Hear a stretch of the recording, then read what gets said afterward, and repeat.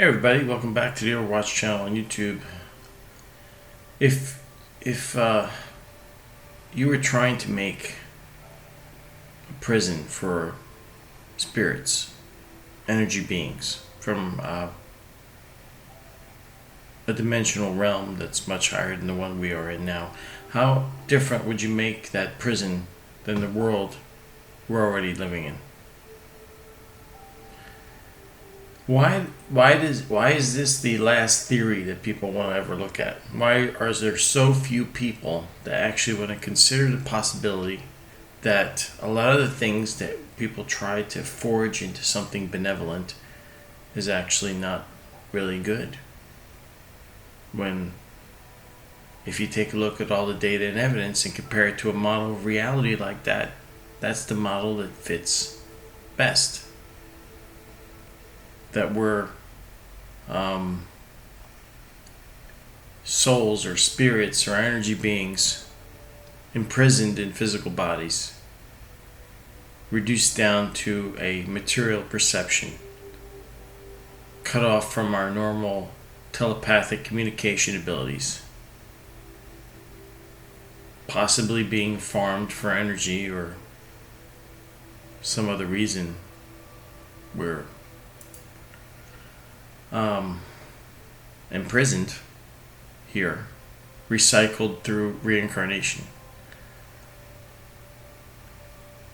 You know, it's interesting. A scientist like Dean Radin can. There's something also that cuts us off from being able to reason through this easily. You have to really get uncomfortable with what you feel. What you're going to feel when you go through this information. But you can have, like, say a scientist like Dean Radin or other scientists that show there's an end to materialism and then there's something beyond. That's as far as material science can go. To think that material science could measure the non-material is ridiculous. It's absurd, right? But material science can take you to the edge of it. That's what it does with quantum mechanics and quantum physics. And through many, many experiments that show materialism has an end and then there's something more. Now, you can have these experiments as Dean Radin does in many of his presentations. And I'm not going to bore you with all the scientism. Many of them are half an hour to 2 hour long presentations. You can find so many of them on YouTube.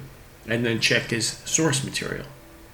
He references experiments that are written up in scientific journals. He references experiments that are then replicated by materialist scientists that do not want to accept these results. They get the same results in their experiments, and then they make comments in their scientific journal write-ups that the results were disturbing or come dangerously close to proving some form of psi phenomena, and how could it come dangerously close? This is what I'm talking about here.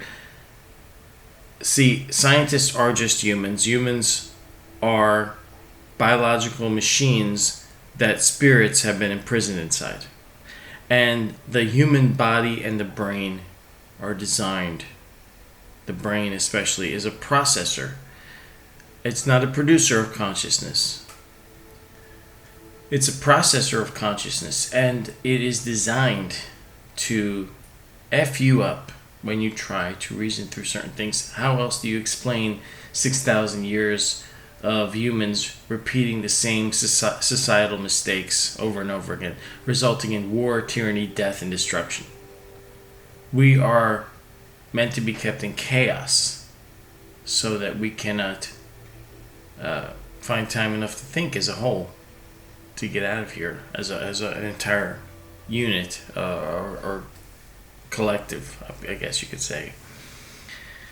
We're individuals, though, first and foremost, and part of our imprisonment here is to also squash out our individuality. It's really an effed up system. It's absolutely terrible. Our reality is a prison reality. While somebody like an atheist materialist can't see past the data that shows them the materialist ends, they stop there because they begin with this premise that certain things cannot be true, that they have the system of non-belief, so they cannot go past certain points in logic and reason. The same goes for religious people. And it's what it is, it's like there's all these sandboxes out there for you to pick from. And as long as you're playing in one sandbox, you can't go into another sandbox unless you switch, but don't go outside the sandboxes. That's what the system's designed to keep you in. That's why there's so few people out there that can see the whole picture. Because there's so many different places for you to choose that's been like set up for you so you can be comfortable in your little sandbox. You know, if you don't get offended with your religion, if your religion has let you down, well, by all means, go from religion to being an atheist. If you're an atheist and you become disillusioned with materialism and you found some kind of solution in a religion, switch over to that. But don't go outside the whole system and take a look at it, because then you'll see what's really going on. And that's quite painful for some people. So, excuse me, I have a little bit of a dry throat today. I'm sorry if I keep clearing my throat. So, the religious person can see the end of materialism in science. They can see it because they're not emotionally attached to materialism. The materialist, atheist type, well, they can see the problems with religion. They're not emotionally attached to, like, the Bible. And so they can do things like examine the Bible with cold logic, as they put it. That's where their cold logic comes into play. Their cold logic goes away and they become emotional when they can't process the end of materialism. See, they cannot process. You can show them. It's not like we have maybe a clue here or possibility there. You can show them hard, cold evidence that can only be interpreted by, hey, wait a minute, that means consciousness lives beyond death. There's something going on here, much more than just the material world. They can't see that. They won't. You can't convince them of it.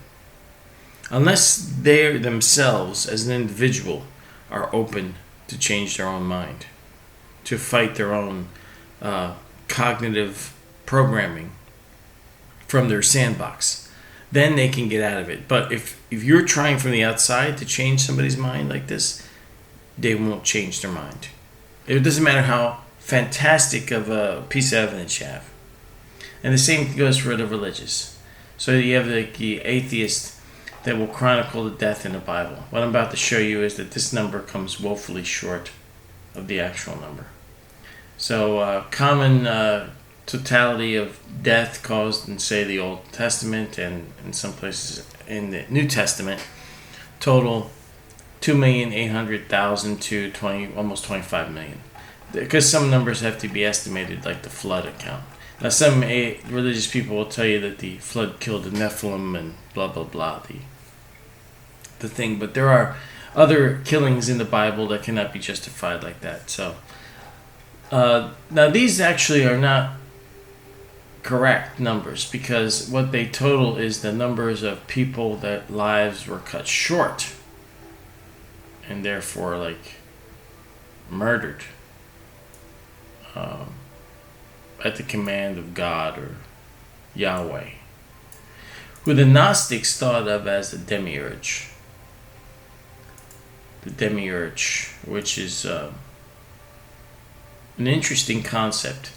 And you can, you don't have to take it as a literal thing, but you can use the Demiurge concept as like a variable placeholder.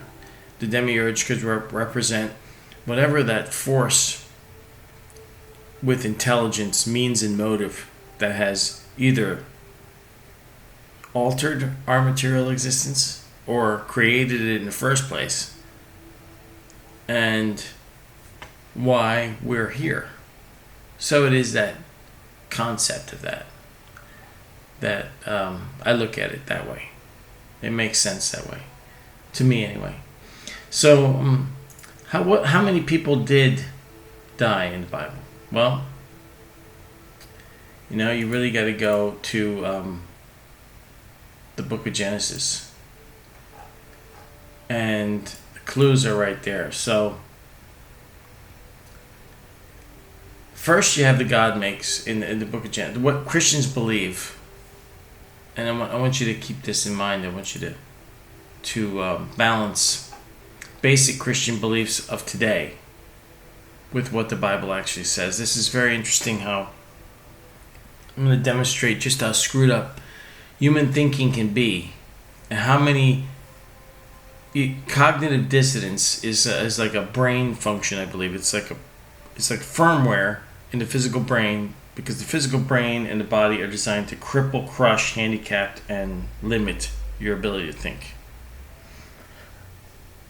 And then when you get out of body, you get encountered by entities, and they are also lying to you, because the whole system is designed to keep you under submission through any means necessary. Deception, fear, guilt. If you stop being deceived, if you stop feeling guilty, if you let go of those things, and if you're not afraid, I don't believe you can be controlled, or I can be controlled. And that's what they're desperately worried about.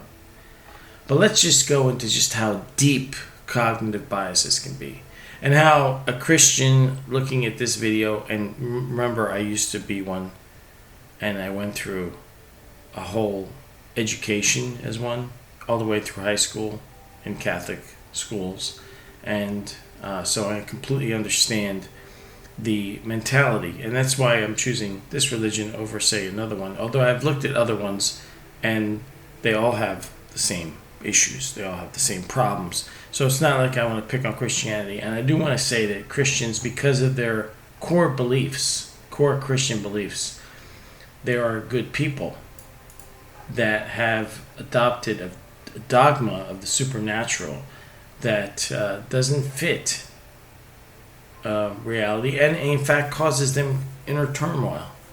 Because some Christians don't agree with their dogma internally, and they question it. And this is why eventually you lose some of them to atheism, because some of the stuff doesn't jive with reality. And some of the stuff, eventually, if they read the whole Bible several times, like I did, doesn't jive with what the book says. And sometimes the apologists just can't support all the bullshit that they're trying to support. Because, really, why do you need an apologist anyway? The book says what it says. It reads in plain English, and many translations are very easy to read. And when you read it, it's like you're trying to process what it says right there on the page, which doesn't drive this stuff. God is just or righteous. God is love. God is true. He also knows the future, so he already knows what's going to happen. Keep all these things in mind. Christians juggle this as they read like a book of Genesis. So in the book of Genesis, excuse me, you have... hold on, I gotta take a sip of coffee here. I am so sorry. Normally, but I'm losing my voice today for some reason. In the book of Genesis, God creates the universe and humanity through Adam and Eve. Okay? You don't have to take it literally, but let's just see what it actually says. So, the Garden of Eden contains the tree of life, which was in the midst of the garden, and the tree of knowledge of good and evil. Okay? This is the setup for how many people God, Yahweh, or the Demiurge, as the Gnostics would call him, actually killed to date.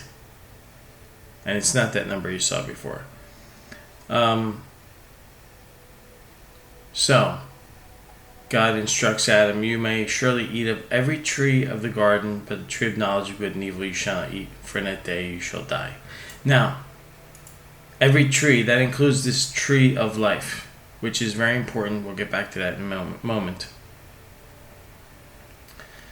Then he mentions, there's a mention here about man and his wife were both naked and not ashamed. This is something that most people don't even catch.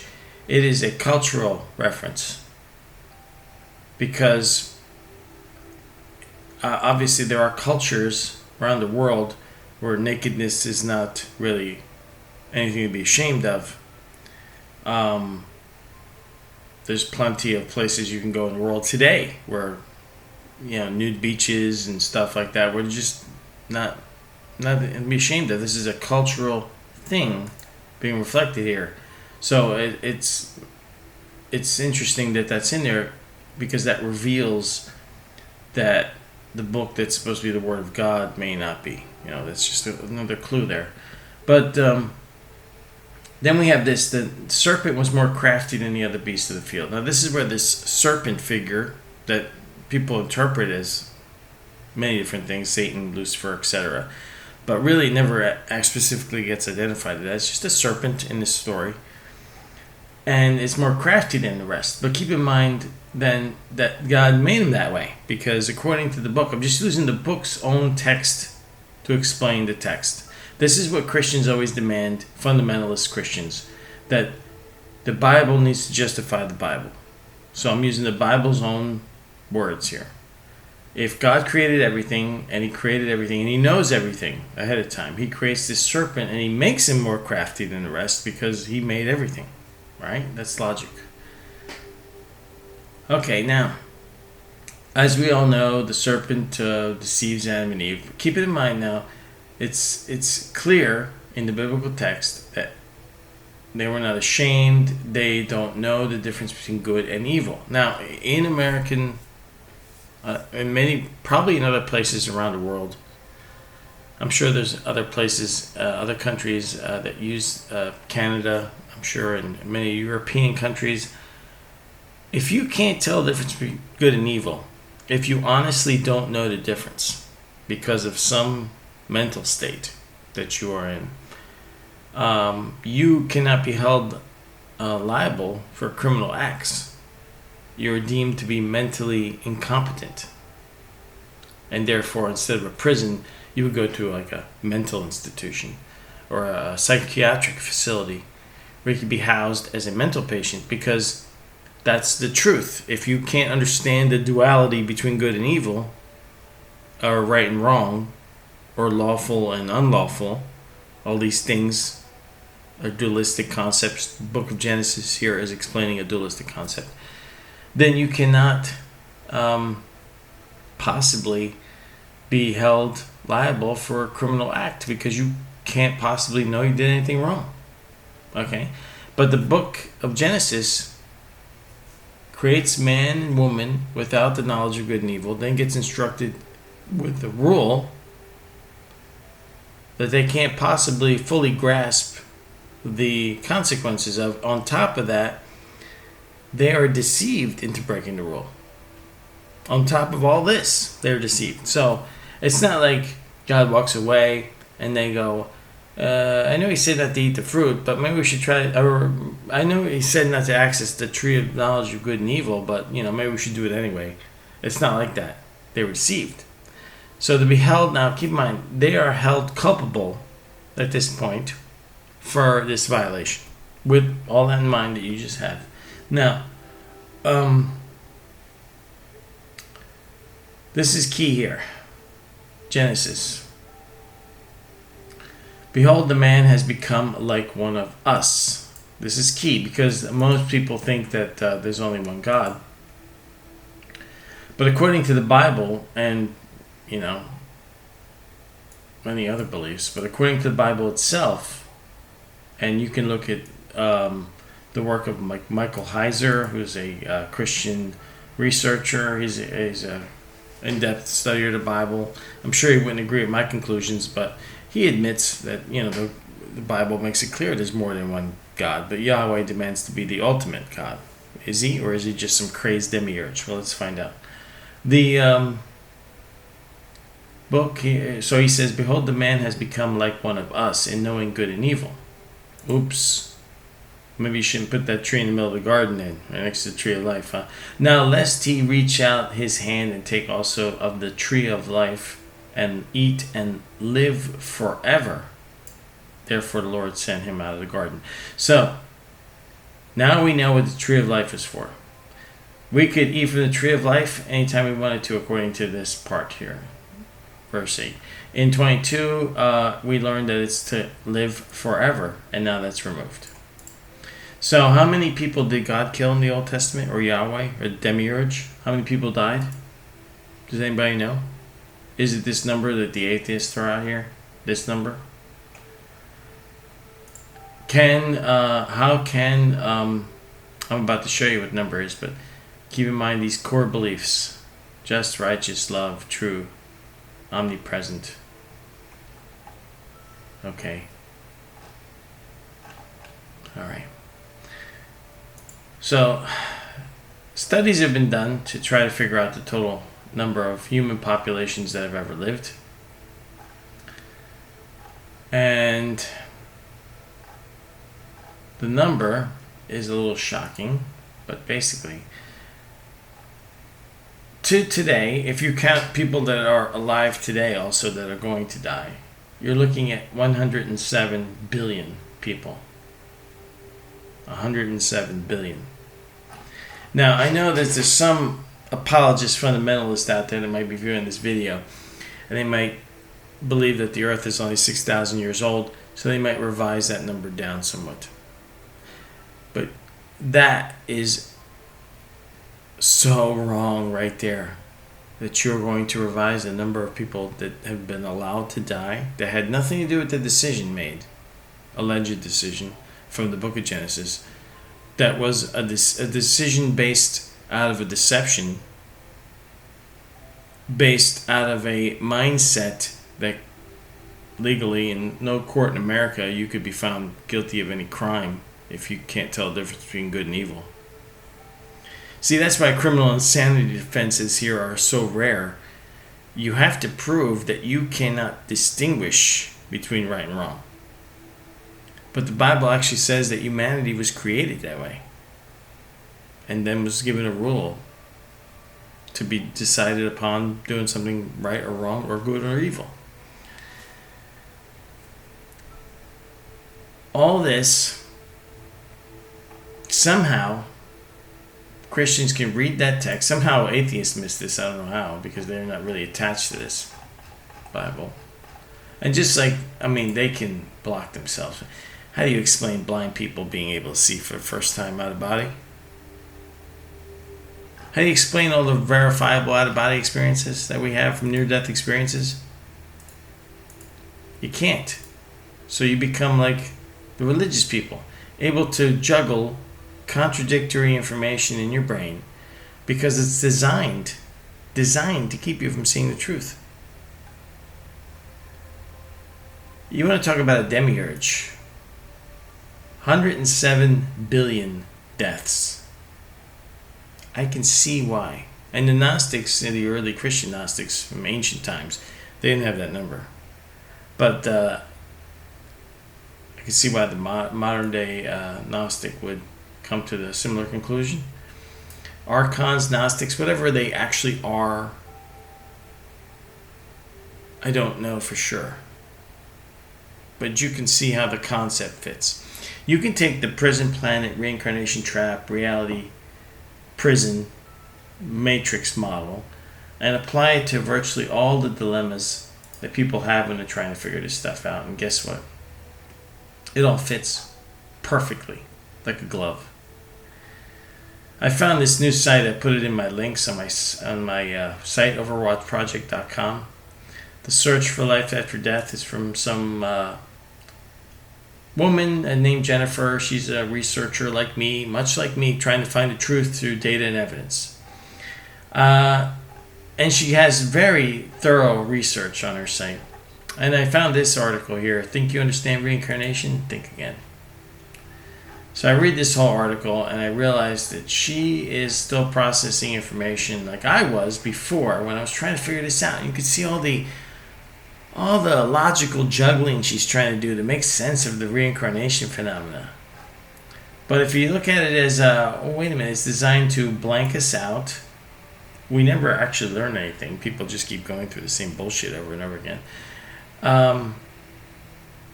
What's it really for?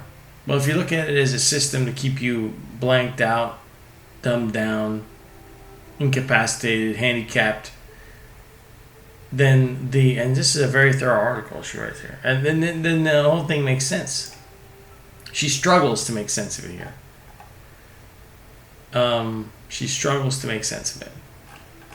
Nowhere on her site does she really address the concept of prison planet reality. The only one time she mentions Matrix is actually in this first article here that's on top of her site right now on her homepage. But it's not mentioned in the way that I use it. Okay. And I've read this woman's book. This is an interesting book, her case, Natalie Sudman. I read her book. So, do you think it's justifiable, if you're a Christian, that 107 billion people have been allowed to die? And you don't believe in, most Christian denominations do not believe in reincarnation. How do you justify all this?